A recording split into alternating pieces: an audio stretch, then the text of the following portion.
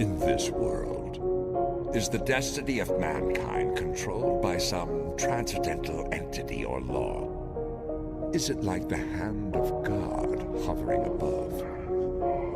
At least it is true that man has no control, even over his own will.